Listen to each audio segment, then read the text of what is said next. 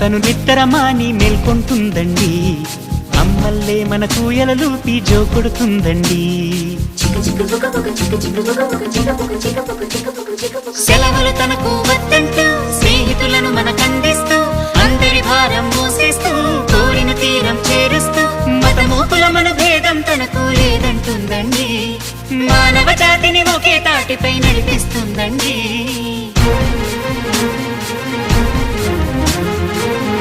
Chicka chicka